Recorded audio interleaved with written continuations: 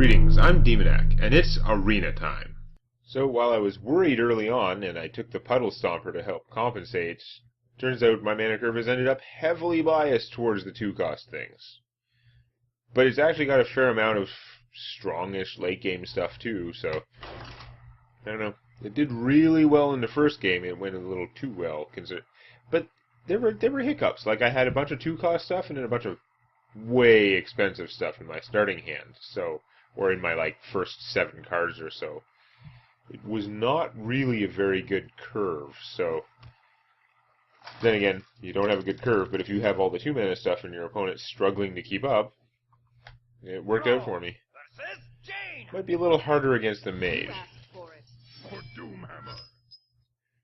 This is a much more mid-range casting cost for hand. I'm going to pitch you, and actually knowing how many 2-cost cards I have, I'm going to pitch him too.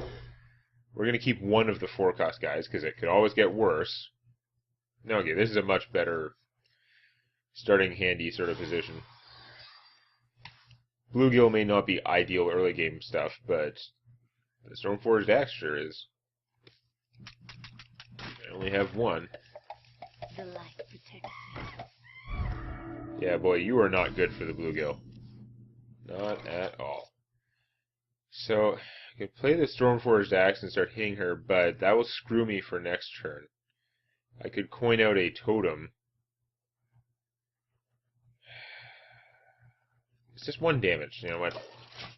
Mages don't have in-class buffs. There's a real limit to how much you can buff her with a minion that she can cast on the second turn. So I'm not going to worry as much about that. That's going to have a negative impact on my weapons. And on my crap stuff that I can put out for now, but we'll deal with it. So if I don't play this, next turn I'll be able to coin out my Nullifier, who won't necessarily do all that well, but the other choice is I could play this. It doesn't kill that thing, though, and then he's going to lock me down, so no, it's not going to work out well anyway.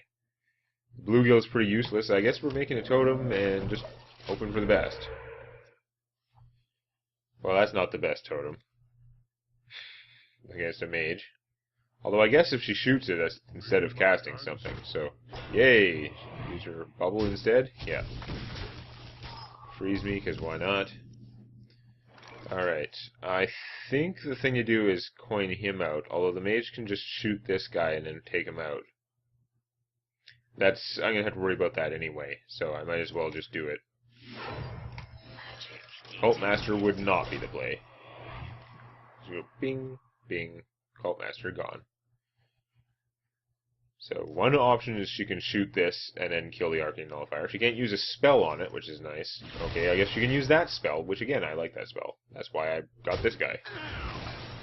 That sucks. That extra sucks. Although at least I can kill him with a Bluegill now, if I want to. Which I probably do. Getting frozen out. Yeah, that's what I want to do.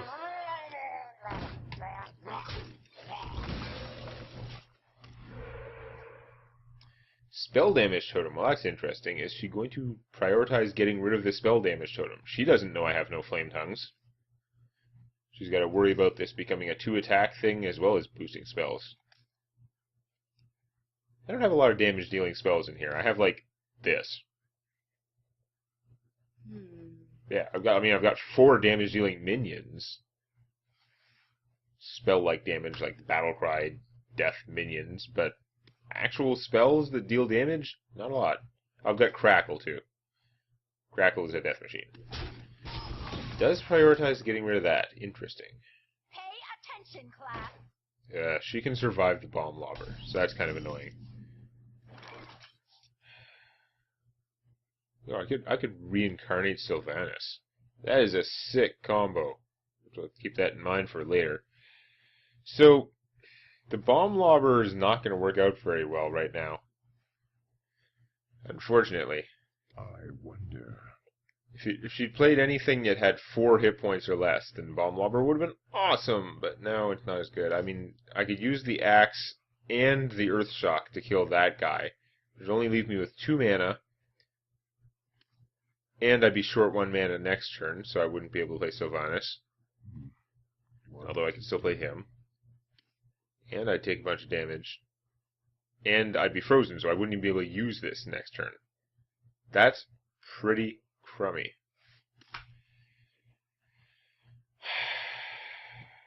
I think I'm just going to Bomb Lobber. He's probably just going to hit her for 1, which isn't great, but I'll be able to finish her later. And if he blows up the other one, then he's going to get killed by her, but yeah, that's okay. It's fine. That's the thing, like, it's hard for him not to do his job. If he blows up a 1/1 with no abilities, then you're going to be sad. But usually he's going to blow something up and it's going to be useful.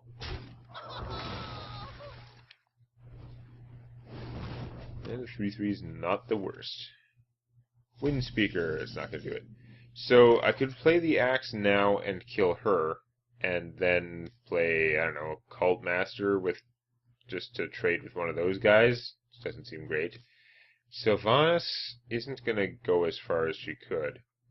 Although she does pose a problem for my opponent unless she just gets polymorphed.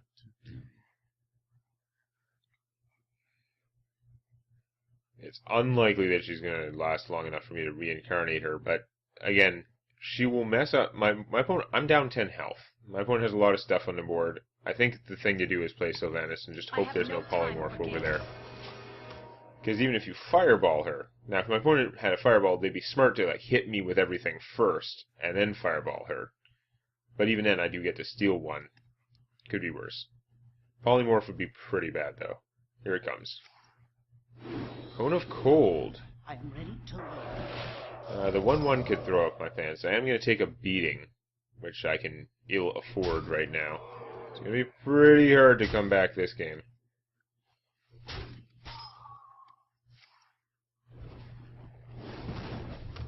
Ow.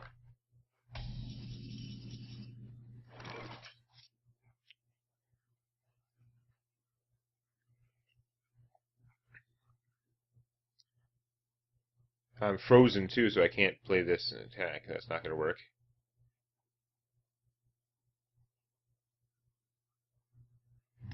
See, I'm torn because I could Earthshock this guy to get rid of him and increase the chances that she will steal something good when I reincarnate her, because she's frozen anyway.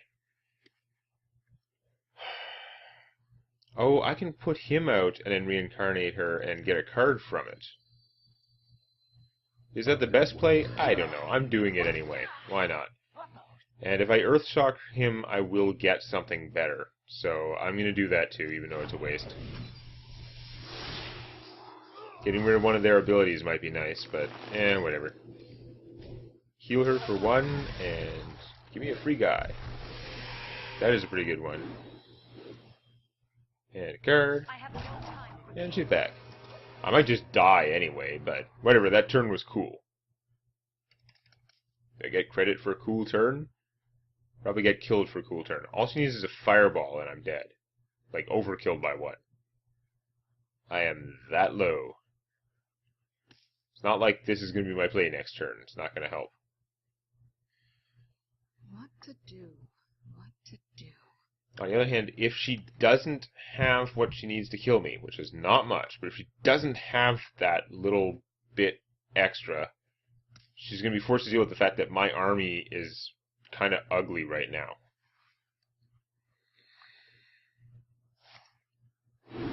Flame Strike. I am ready to learn. Well, that means she's not casting more stuff, so I'm not dead. I'm really unlikely to survive, but it's not the end of the world. Oh, she's at 1? Really?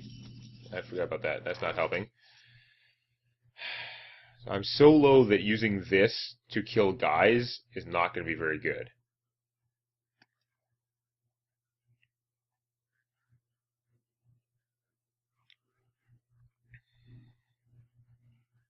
I wonder.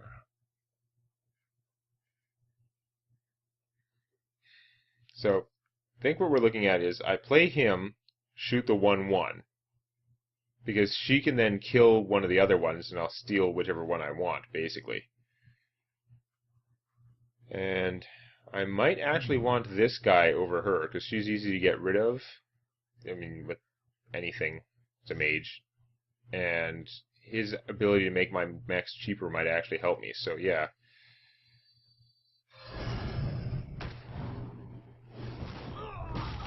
Let none survive.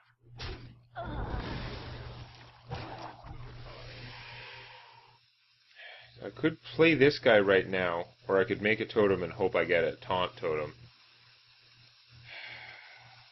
It's only a 1 in 4 chance. I think I'm just going to play him and hope I can gain board control somehow. If she has charge minion, I'll just lose. But even if I played that, there was a 75% chance that I would have lost anyway. Yeah, flame cannon away. That is not an issue right now. I hope you're running out of steam. That guy doesn't do damage to players. Well, I mean, if he attacks, he does, but not as worried about that. Okay.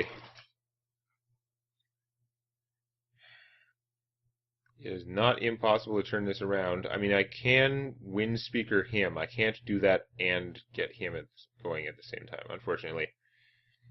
But I could just play him, blow that up, and then see where I am. So that's what I'm going to do. I mean, maybe I should have killed that first so he wouldn't take the damage, but eh. Yeah.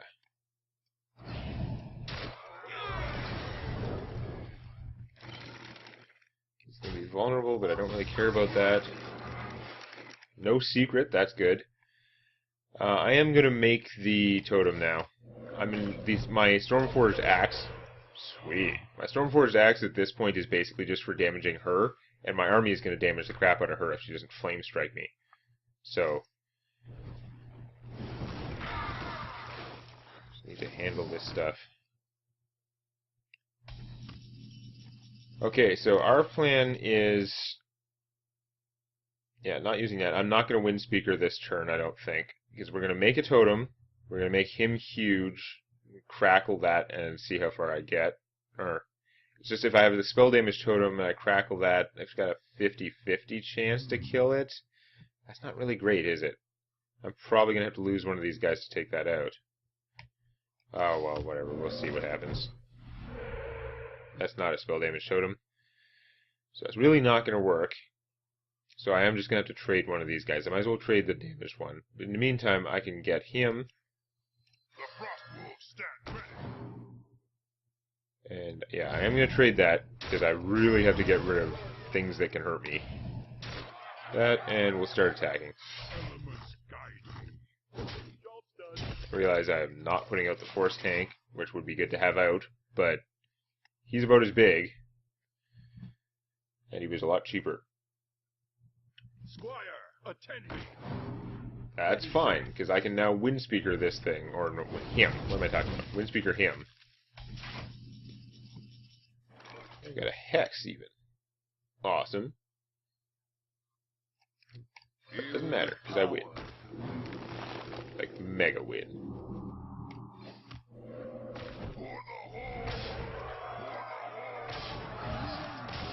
You're correct. Yes. Managed to hold out. Fire elementals for the win. That's what they're for. 2 wins. That game was kind of rough. If she just had slightly better, like, she just needed a little tiny bit of charge or a fireball.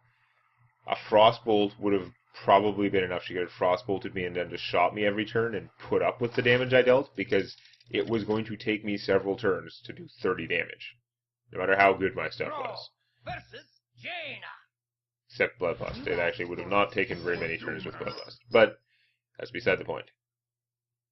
Not starting hand, not starting hand. I guess we're keeping you two. Okay. So here's the question. Do you coin out the Zap-O-Matic against a mage? She has lots of spells that could kill this, but if she doesn't get one of those spells, it will rip her face off. I could also play the Tide Hunter, but she's guaranteed to be able to shoot most of it, so I've got lots of 2s. Might as well just put that out and see. if for some reason she doesn't have the early game removal to do 2 or more damage this turn, well, she's going to try and give me a run for my money, but I'm going to hit her for a lot more. Especially since I've got the bluegill to take care of that. Take 1 billion damage. Right, I actually did hit for 1 billion. I will admit it's a little hard to recover from that, but like, how bad is your hand to surrender at just that? That was just a rage quit, right? That wasn't like a strategic, oh, I can't win out of this situation. Just rage quit. But I'll take it. 3 wins, no losses yet. We'll just see how much farther I can get next time. Please click the like button before it clicks you. And check out Tales from My D&D Campaign on youtube.com/Demonac.